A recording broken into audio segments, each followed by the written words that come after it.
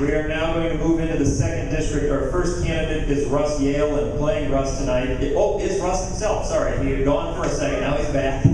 He was going to be played by Mike Oberfeld for a little while. So you have 1 minute to introduce yourself, Russ. And good luck. Thank you. Life of a candidate, learning that it's just nothing but being on the go. The reason I'm running for city council is that I'm a new father, and all of a sudden I have a new perspective where I want my community to be a place where he can choose and he can be successful. I've coached soccer at high school, or as I've recorded for the last 7 years. I'm amazed that right now most kids who graduate believe that to be successful, they have to go to college and live somewhere else besides Fort Wayne. That's not our legacy, and I believe that we can do better with new leadership in our city. The issue I'm most passionate about is fiscal responsibility.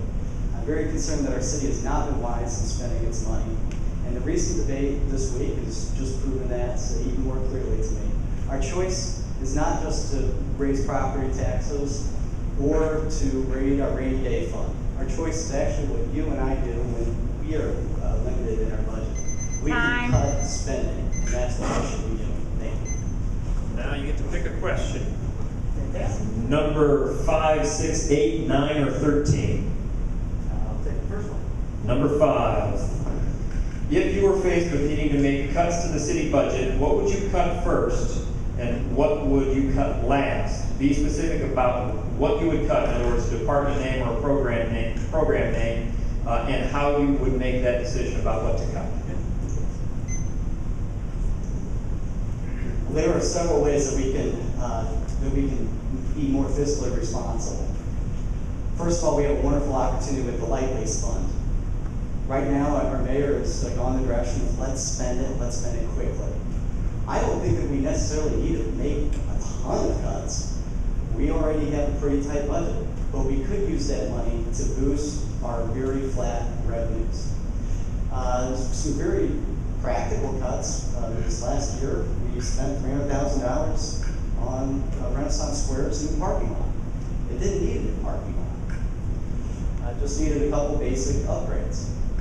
I believe that a lot of what we're doing, a lot of what we're spending on is kind of antiquated with old ideas.